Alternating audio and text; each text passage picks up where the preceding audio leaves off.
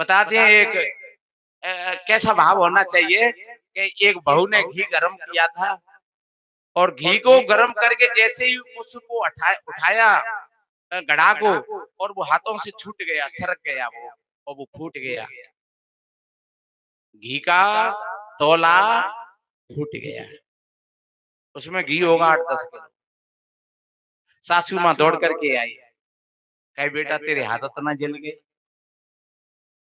बोले ना माता जी, हाथ तो ना जले, पर ये घी तो फैल। कोई बात नहीं बेटा, घी फैल गया तो फैल जा, घी और कर। मुझे तो ये था कि जब घी गरम, नहीं तेरे हाथ पैरों पर तो नहीं गिर पड़ा है। बहू की आंखें सजल हो गई। सासू माँ ने बहू की जेठ भर ली, छाती से लगाई ली, बेटा चिंता मत करो, फैल जाता, कोई बात नहीं। बहू को सांत्वना दिया। कुछ समय के पश्चात कोई भक्त आया तो सासू माँ के एक फोड़ा हो गया, और बहू उस फोड़ा का उपचार करती है, रोज पट्टी बांधती है, सफाई करती है, दवाई लगाती है। तो जब पट्टी को खोलती है तब उसमें से बदबू आती है। तो सासू माँ ने एक दिन कहा, बेटा जब पट्टी खोला करे तो अपने मुंह से थोड़ा कपड़ा लगा लिया करे। बहू ने कहा, माता जी उस दिन घी का तोला फूटा था, उस दिन इतनी खुशबू भर गई मेरे भीतर में कि ये फोड़ा की बदबू वहां तक नहीं पहुंचती। उस दिन अगर वो सासू माँ बहू को फटकार देती कि तेरे हाथ टूट गए का, तेरे मैयो बापन ने जय सिखाया होगा, इतना तूने नुकसान कर दिया, हवागी हत्यारी तमाम बात करके, तो आज वो बहू भी बैठ जाती, पीठ फेर करके मज्जा लाड़ दुकरिया तू मर रही है। तो ध्यान रखो, ये संसार एक प्रतिध्वनि है हमारी। आप जैसी आवाज फेंकोगे वही आवाज तुम्हारे पास लौट करके आएगी। कोई न काहुए सुख दुख प्रदाता, निज कृत कर्म भोग सुख दाता। आप जैसी आवाज फेंकोगे, आप जैसे शब्द बोलोगे, वही शब्द आपके पास लौट करके आएंगे। और एक बात बताएं, आप शब्द मत बोलो भले, आप भीतर भीतर खाट में पड़े पड़े चिंतन कर रहे हो किसी दूसरे के प्रति, मेरी दौरानी जेठानी या पड़ोसी या कोई भाभी या ननद, वो ऐसी है, वो ऐसी है, मेरा भाई ऐसा है, मेरा भाई वैसा है। तुम पड़े पड़े खाट में ऐसा विचार कर रहे हो, तो तुम ये मत समझ लेना कि ये बातें वहां नहीं पहुंच रही हो, वो तरंग वहां जा रही है। जिस व्यक्ति के प्रति तुम सोच रहे हो, वो तरंग सीधी सीधी उसके पास में जा रही है। अगर आपकी पॉजिटिव भाव की तरंगे हैं तो उस व्यक्ति के भीतर में परिवर्तन कर देंगी, और आपकी निगेटिव भाव की तरंगे हैं तो उस व्यक्ति के अंदर में भी निगेटिव भाव पैदा हो जाएगा तुम्हारे प्रति। इसलिए अकेले में भी बैठे हो तो तुम अपने, तुम्हारी किसी से अगर दुश्मनी भी हो तो तुम ये चिंतन करना, हे मेरे गुरु महाराज, मेरी कोई गलती हो तो मैं सुधार करूंगा, लेकिन उसके जीवन में भी कुछ बदलाव आ जाए। तो आज नहीं तो कल वो व्यक्ति भी होश में आ जाएगा, क्योंकि वो तुम्हारे हृदय की एक अच्छी तरंग और वो वहां पहुंच गई और उसने उसके हृदय को मोड़ दिया। यही तो तथागत बुद्ध के पास में कोई जाते तो कोई किसी प्रकार की शंका लेकर के जाते और वो कहते आप 8 दिन ध्यान करिए, आप मौन में जाइए। वो ईश्वर भगवान परमात्मा के बारे में वो कोई हटता नहीं करते थे, वो नाम भी नहीं लेते थे कि कोई भगवान है कि नहीं है। और तुम कहो एक कह के नान है तू, एक कह के तो है, तो विवाद ही तो होगा। एक कह के भगवान है और एक कह के नहीं है, तो धीरे धीरे दोनों में विवाद होना शुरू हो जाएगा। तथागत बुद्ध ने इन बातों को बिल्कुल छुआ भी नहीं। वो कहते आप शांत हो जाइए, आप 8 दिन ध्यान करिए, और 8 दिन जब ध्यान में जाते तो उनकी सारी शंकाओं का समाधान हो जाता।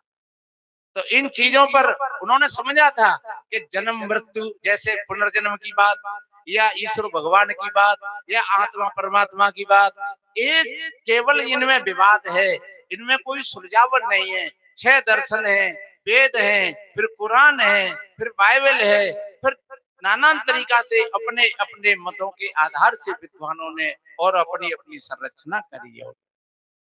और जो जिसकी जिसकी तरह का और जो जिसका माइंड विशेष है वो आगे निकल जाता है, जो तर्कों में परास्त कर देता है। हमने तो ज्यादा विशेष जब गहराई से देखा तो ये भी लगा कि शंकराचार्य का मार्ग और बुद्ध का मार्ग कोई ज्यादा फर्क नहीं है। ये भी हमने देखा, अपने भीतर में उसका अनुभव किया, तो फर्क इतना है कि बुद्ध जाकर के बुद्धि पर रुक जाते हैं, प्रकृति पर रुक जाते हैं, और शंकराचार्य उस प्रकृति को ही ब्रह्म कह देती है। सर्वम खलवेदम ब्रह्म, सब जो ब्रह्म ही है। और जब मौन में जाएंगे तो शंकराचार्य और बुद्ध शायद एक जगह पर पाएंगे। मौन में अगर जाएंगे तो वहां पर दोनों ही को एक ही जगह दोनों की, तो शब्दन में फर्क पड़ जाता है। अब शब्दन के फर्क की को तो फिर बौद्ध में भी दो संप्रदाय हो गई, फिर एक हीनयान हो गया, एक महायान हो गया। एक में आत्मा को मानते हैं, एक में नहीं मानते। एक में पुनर्जन्म को मानते हैं, एक में नहीं मानते। एक में देवी देवताओं को मानते हैं, एक में नहीं मानते। और हमने तो शास्त्र बड़े बड़े इतिहासकारों से भी ये सुना कि पहले जो जो जिसको आज हम हिंदू धर्म कहते हैं, जो जो आर्य जिनको हम कहते हैं, उनके यहाँ मूर्ति पूजा नहीं थी। ये ध्यान रखो, वो केवल यज्ञ करता था। ये मूर्ति पूजा का तो प्रथम ईसा से करीब 150 वर्ष बाद में और जो बुद्धिस्ट से ही आया है, महावीर और जैनी और बौद्ध। तो जितनी जो मूर्तियां बनी है वो सब बौद्ध मूर्तियां थी। चाहे वो आज विष्णु की मूर्ति, उनका रूपांतरण जरूर हो गया है, उनका परिवर्तन जरूर कर दिया है कुछ, अर्थात जितनी जो मूर्तियां ही थी तो वो आज से 15-16 वर्ष पहले वो सब बौद्ध मूर्तियां थी। और मैंने तो ये भी समझा कि जो हीन आन और महायान, ये दो शाखाएं हैं बुद्ध धर्म की, तो एक शाखा हिंदू धर्म में परिवर्तित हो गई और एक शाखा थोड़ी सी अलग रह गई। जो महायान है वो केवल पूरा का पूरा वो हिंदू धर्म में पूरा का पूरा परिवर्तित हो गया। तो जो यज्ञ पूजक थे, जो आर्य लोग थे, और जो बौद्धिस्ट थे, वो एक ही मिल गए और दोनों का समावेश हो गया।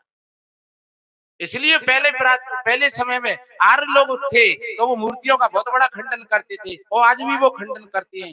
जो मुख्य जो आर्य है, जो यज्ञ करता है, वो मूर्तियों की बहुत बड़ी बुरी तरीका से खंडन करते हैं। वो मूर्तियों को नहीं मानते हैं, वो शिव ब्रह्मा विष्णु महादेव इत्यादि इनको नहीं मानते हैं। तो मेरे बहन भाइयों, मैंने निवेदन किया कि जो बुद्ध का जो मार्ग है वो समतावादी मार्ग है, जो कबीर का मार्ग है वो सम्यकवादी मार्ग है, और सम्यकवादी मार्ग में हमें विवादों से बचना चाहिए और हमें अपने अंतर ध्यान अपने आप में लौट करके आना चाहिए। सदगुरु कहते हैं, बैठा है घट भीतरे, बैठा है साचेत, और जब जैसी गति चाहिए तब तैसी मत। बैठा है घट भीतरे, तुम्हारे भीतर में तुम्हारा राम, और तुम राम ही हो, तुमसे राम कोई अलग नहीं। तुम राम की सुनो थोड़ी, तुम राम की नहीं सुनते हो।